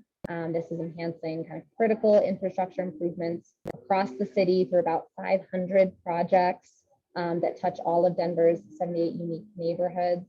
And as this group will probably notice, nearly half of that $1 billion investment was towards transportation and mobility systems here in Denver. So we'll touch on a variety of infrastructure projects as we move across the presentation tonight. But so obviously infrastructure is kind of the name of the game here, but just as important, if not more important, is the delivery of that game. And GO bonds, you know, they support our infrastructure, but they also support our economy and act as a local stimulus package. I'll talk about this a little bit more later on and when we get to the 2021 package, but what the city has done and will do going forward is with any of these packages, we are modeling an input-output economic model to forecast sort of the economic benefits that these would have towards our city. So with the Elevate Denver package, it's estimated to bring just under 13,000 jobs for workers in Denver and generate over $860 million in labor and create a $1.8 billion economic output for our city. So just a quick kind of human example of what that looks like. On the far right there is just one of our workers who participated in the construction of Denver Health Outpatient Medical Center, which is hopefully many of you know is up, running, fully operational. This project was in part constructed by a small minority-owned business here in Denver. The president of that company, if you can believe it or not, started his career working at Denver General, which it was known at the time, in the maintenance department. And he had a dream of creating his own contracting company, which he was eventually able to do. And he manages that successful company now, largely thanks to public funded projects, bond-funded projects like this one. He employs dozens of workers on this project, as well as so many others across the city. So we've really seen thousands of jobs come up the last several years. The Elevate Denver has sort of been in full swing. And you'll see, and as Joel and I have both sort of mentioned, bond programs are always structured as decade-long programs. And we do that for a variety of reasons. But it mostly comes down to the way general obligation bonds work. So geo bonds are a financial tool that are used by governments to fund public improvements.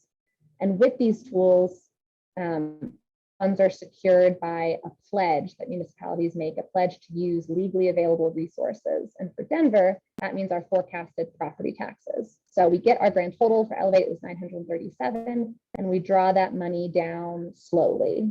So to date, Denver has issued, each time we draw down, it's called issuance. We've issued about 86% of the $1 billion program. And you can see, hopefully, in that dark blue slice that we have about 130,000 left to issue over the next 4 years. So the reason we draw these down is general obligation bonds are tax exempt, which is lovely. But one side effect of that lovely perk is that there's certain IRS rules and regulations that we have to follow. And one of those relates to just the timing and how quickly we spend money. So we have to issue the full $937 million package in 10 years. After each issuance, we also have kind of a shorter clock. So we have to spend the dollars we issue within 3 years. So if we issue in 2020, like we had, 2023 is when we're hoping to have spent the dollars that came through that issuance. So how are we doing on our spend and construction? Project-wise, 75% of our projects are either completed or they are in construction or actively being designed. The remaining 25% are in development and have been scheduled for later phases of the bond, which is something we always do. We expect a handful of issuances throughout all of these bond programs. Of the completed projects, some are big, some are small. You'll see in the top there, Denver Art Museum's beautiful visitor center is one of our completed projects. It was exciting to bring to residents of Denver. Elevate, we partnered pretty strongly with a lot of our cultural institutions, as many of you will know. But we also have smaller projects that we've been able to check off. Small, but still significant. So if anyone's been by City Park, the new playground there was also an Elevate Denver funded project. So I could talk for days about our exciting projects, but we will jump to a kind of fast forward from 2017 and that project to 2020 and talk about what triggered our second active general obligation bond program in Denver, which we're kind of naming the RISE project. So as everyone knows, the COVID-19 pandemic, it not only threatens the health of our community, but the health of our economy. We saw industry slow while unemployment rates rose, reaching a high of about 13% in the spring of 2020. The private sector halted work or permanently deferred, delayed work, and more than 70% of Colorado jurisdictions deferred or canceled projects due to a lack of funds. So in Denver, we were lucky, and I think some of that luck is just due to preparation, but we were lucky to have Elevate Denver projects and shovel-ready projects at our fingertips and the funds secured through this GEO tool. So instead of delaying, we were actually able to drive forward and we accelerated the Elevate Denver bond program. And then we also combined it, kind of supplemented it with what we hoped would be our long-term stimulus package. And that was the $260 million RISE package. And this focused specifically on shovel-ready projects that we could get out the door quickly, but also the kinds of projects that would yield the most jobs. And we often call those vertical construction, which I am not a designer, I'm not an engineer, so the best way I can understand it is things that go up and vertical. So buildings are often within that vertical construction realm. So these projects were intended to create the most jobs and generate the most economic revenue for us and benefits. But it was also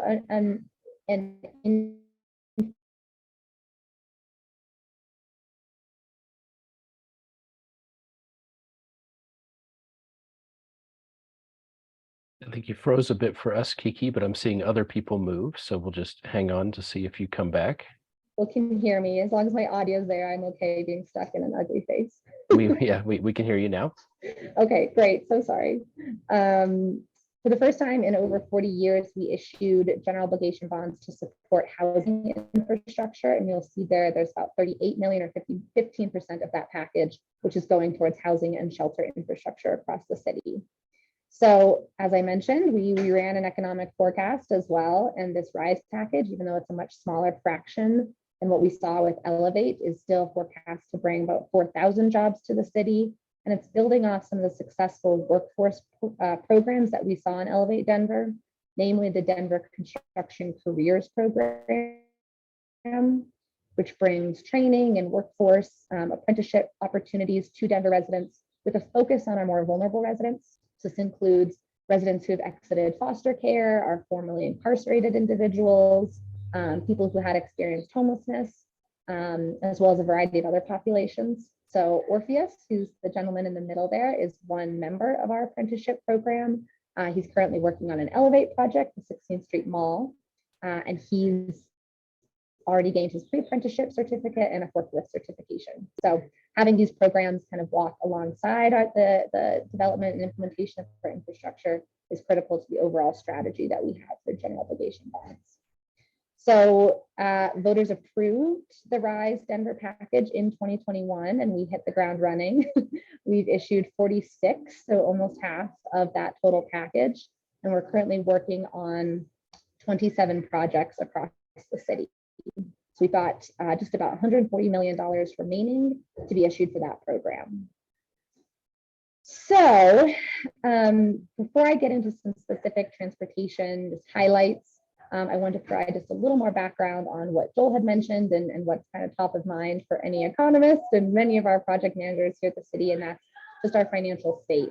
So I spoke briefly about it, but you know, we did see some of our bleakest stats in 2020, but 2021 and 2022, those price increases we saw, we believe and hope make up the bulk of the impacts that we have felt from the economic collapse following the COVID-19 pandemic. But we are still feeling what we kind of call as aftershocks here in 2023. So construction costs are expected to follow commodity prices and ease, but things like energy prices and the geopolitical climate are just unpredictable. So given these circumstances, the city has been really thoughtful the last few years to ensure a long-term and sustainable economic recovery for Denver. We know these local stimulus packages can be successful, but we need to ensure that we are maintaining trust in Denver's geo bond strategy, and that means delivering projects the way that voters intended and the way that we promised to. So we have a variety of tools and levers and tactics to mitigate the financial risk that we're seeing out there in the markets and in the construction world. So there's kind of a couple broad strategies I want to point to, but I want to start by saying that a couple of years ago, we began by just kind of clearing the slate, getting some fresh numbers, and revising all of our project cost estimates. So this was a lengthy endeavor, but it allowed us to kind of with more precision diagnose our situation and be able to clearly identify where pain points will be for both Elevate Denver and Rise Denver. So the Department of Finance, the city in general, but the Department of Finance in particular is a very financially conservative bunch. My former CFO had a squirrel on his desk, a little squirrel animal, because he was just squirrely and nervous and always added more contingency than I think many of the city would think we needed or wanted. But the cost estimates that we had originally for Elevate Denver projects had contingency built in, but not to the levels that we saw after the economic fallout from the pandemic. So we reworked everything, and unsurprisingly, the Elevate Denver projects had some of the greatest challenges. Those cost estimates were originally worked up in 2016 or 2017. The Rise Denver estimates, we knew a little bit sense that things could be getting a little hairy. So we didn't see as much risk across those projects, which was good. So we knew where to focus and to really zone in on our needs for project gaps and project risks. So with that in mind, we did a couple things. We committed to managing all of our scope decisions, which we'll talk a little bit about. We committed to accelerating projects whenever possible to lock in pricing. So we already did that with the Elevate. One of our issuances, we drastically increased the price, the total amount of that issuance.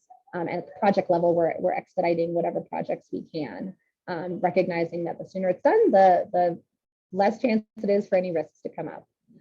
We're also prioritizing bond projects for any supplemental funding. And then underlining all of this, we have the city's annual capital improvement program, which I'm sure many of you are aware of. It's part of the annual budget process, which is just starting off. And this CIP, the capital improvement program, is built from a plan that looks about 3 years ahead. So our delivery teams and our engineers and our project managers are in lockstep with the Department of Finance to make sure we're able to kind of have open channels of communication, talk about any needs that come up or that we foresee to build into that plan and that funding source.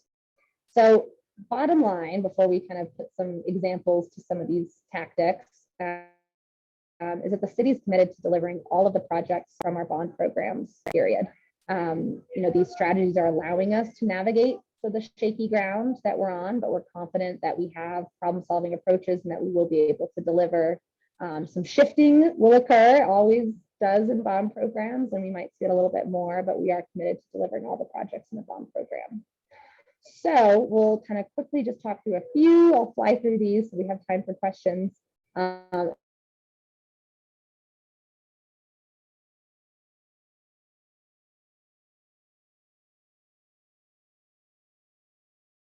You kind of froze a bit here, and I think since this happened a couple times, we like seeing our presenters talk, but when you're back with us, I'll maybe ask you to turn off your video just to see if that helps.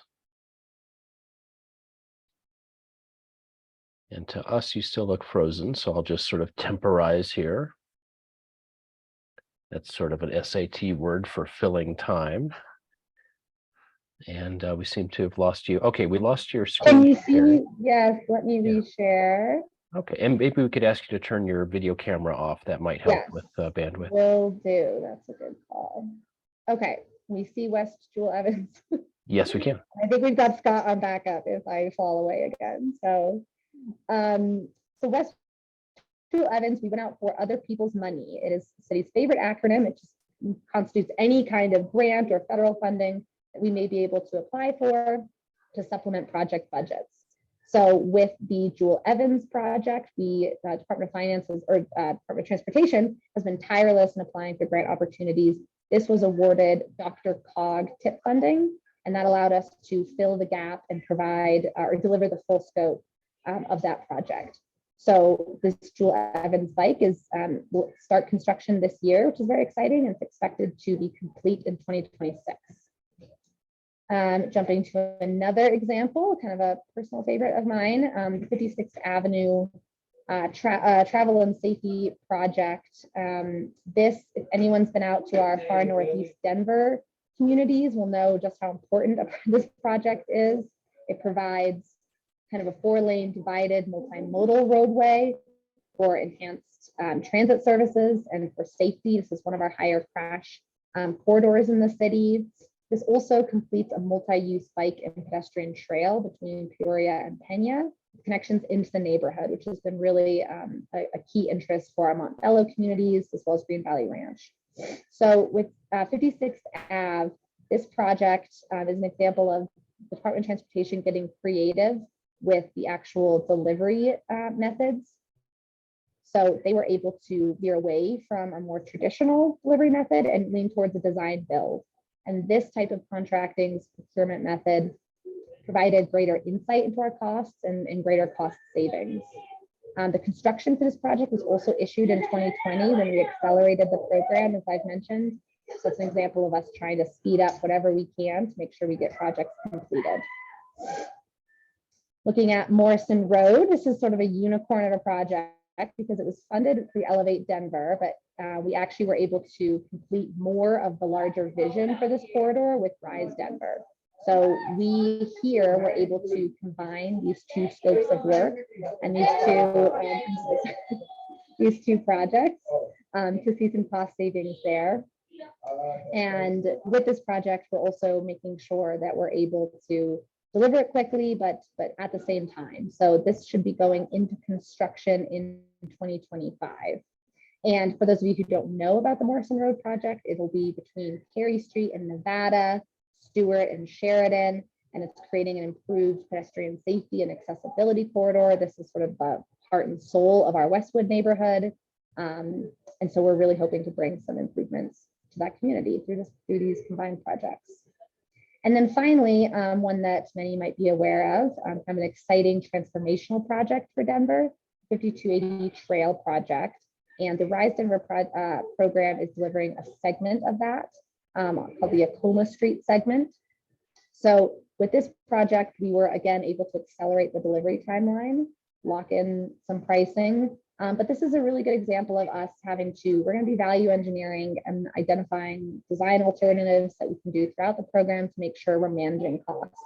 This is a big project, and what what the bonds are delivering is a small portion of it. So what we see sometimes, and what some of you might be familiar with, is that scope creep. So our project managers are working diligently to make sure that we are sticking to scope and value engineering whenever we can. So I'll stop there, just point you to, I can keep this up for a moment. For any project details, we have an interactive dashboard that looks at both the RISE projects and the Elevate projects. It's updated every month, and it'll show you spend, the phase the project is in, and a million other details. Not as dynamic, but we also have RISE and Elevate annual reports that give kind of a more in-depth look at projects, so see some narratives and whatnot. Those are on the websites. Both the websites I have at the top there, but I'm also happy to drop them in the chat. I'm happy to take any questions if there are any. Thank you. Well, it sounds like the key message that I heard just a little bit ago was Denver's committed to completing all the projects. There's a lot of figuring out how to do that in terms of cost inflation, higher interest rates, being able to supplement with other funds. But a key message sounds like they will all be done. Did I hear that right? That is correct. Yes. That's fantastic. Okay. The instigating sort of question that caused me to reach out and eventually be connected with you was DOTI. I think it's DOTI's portion of the Denver website, but it may be related to the Go Bond section of the site, lists transportation projects, and some of which have been updated recently to say deferred or on hold or something.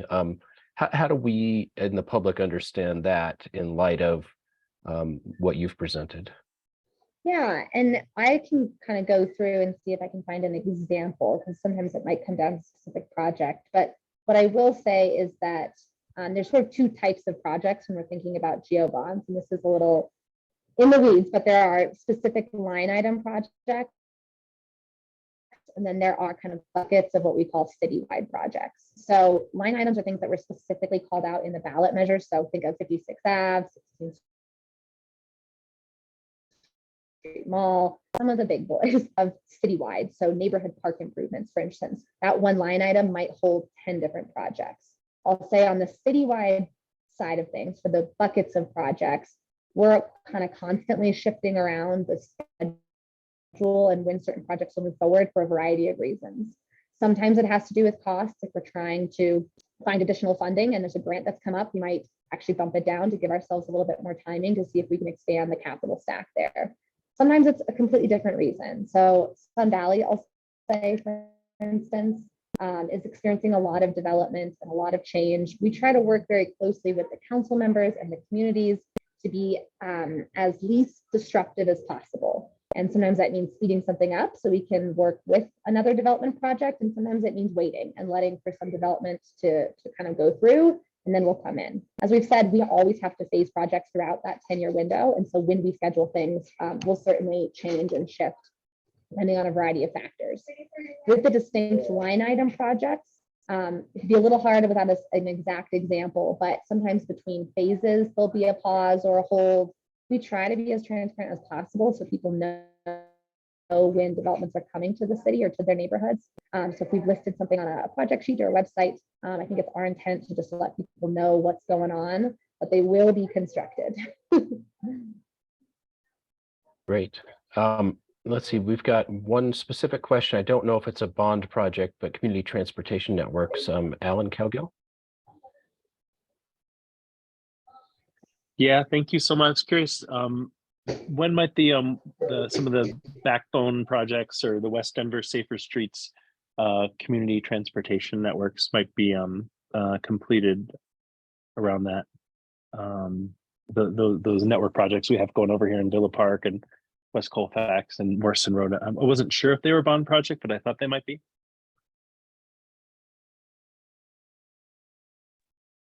Kiki, Scott, are looks you like Kiki might have frozen. Yeah. So we do have a few CTN projects within RISE. There's both a bike section and a sidewalk section. I'm not sure if those specific ones are in there. The work we're doing is mainly kind of GES downtown and some of the districts there. It sounds like you're talking more west, so I'm not sure those are RISE projects. I'd be happy to look into it further, but. Thank you. Yep. Yeah. David posted a link. Scott, you might look at it's projects on the DOTI website, specifically bicycle backbone projects that mention that they're deferred due to inflation. You may not have the answers on that, but that's sort of part of the instigating questions here. June, you had some specific questions. I do, thank you, and I appreciate everyone having patience with me because I like asking questions. Is actually I love this presentation. I actually 3 questions I'll give you. You can decide which one to answer. Actually, I'll keep it to 2. First, how do you decide what to prioritize in fast track and what gets put on the back burner when costs increase? I think that's a big one a lot of us are wondering about.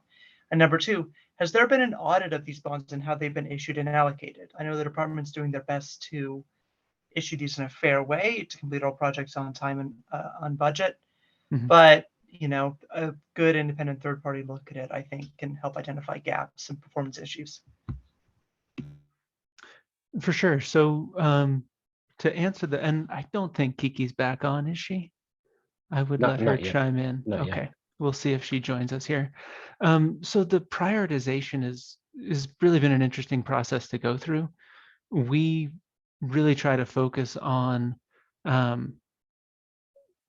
what is in the pipeline currently, what can we get done quickly, what can we get out to bid, and as we're doing that, we are looking at what we can value engineer or put as an add alternate in the construction document package so that we, the city, have the opportunity to make the selection to bring the project in on budget or bring additional funding to get that extra scope as we decide.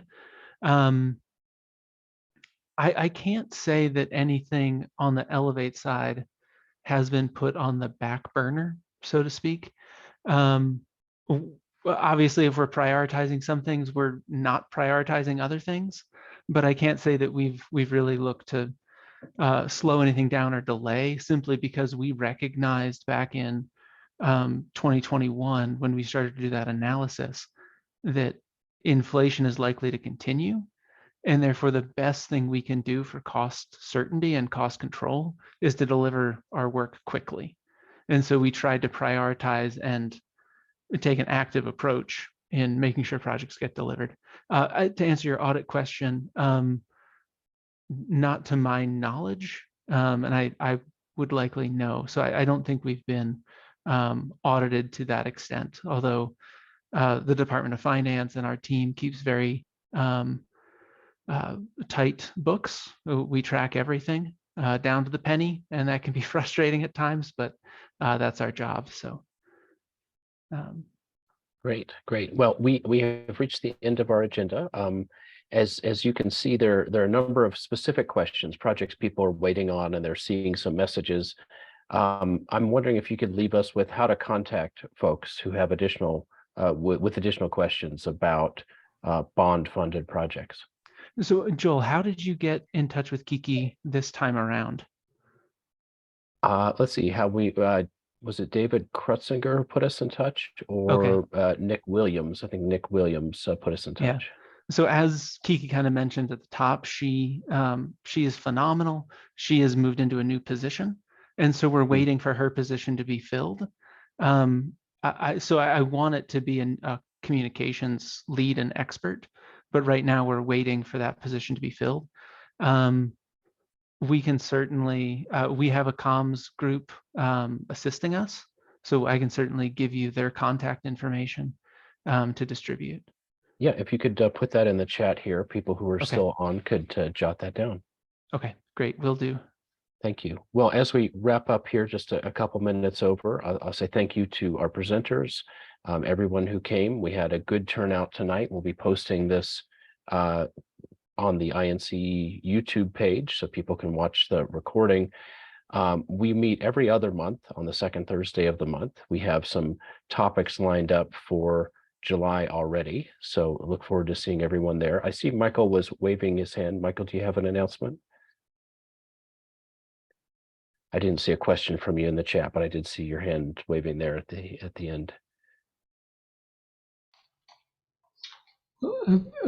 Joel, I really apologize to you.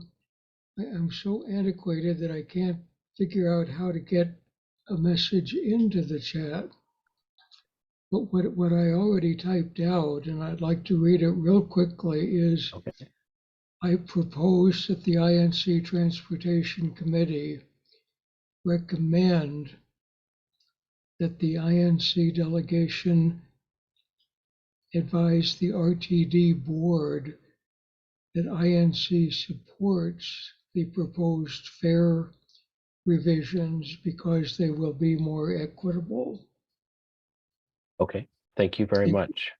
It seems to me that we need to use this committee not only to learn, but to convey our positions and feelings when appropriate to the appropriate agencies. Okay. Director Ruscha, thank you for staying on. I think we have a very limited time frame before the public hearing is open. It takes INC a couple months to formally take a position unless we already have it in our platform. And I will review after this meeting whether we already have it in our platform. But can you remind us of the time frame for public input?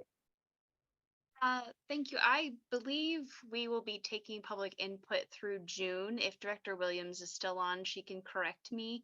I think she had to hop off, but these changes will not be voted on until summer. So I will get the exact date and then I'll email you this evening if I can, if not tomorrow morning. Okay, thank you very much. And I will, Michael, I'll take an action to see if we already have something relevant in our platform that we can simply cite rather than having to take a couple months to adopt a new position. So I'll take that on. Again, thank you everyone for being here. We'll be back in 2 months, and please do send in ideas for topics that you'd like to see. I'm pursuing a couple that I think will be really timely, but it's really your ideas that brought some of the topics we had here tonight. And I appreciate that as a person trying to find presenters, and what a great set of presenters we had.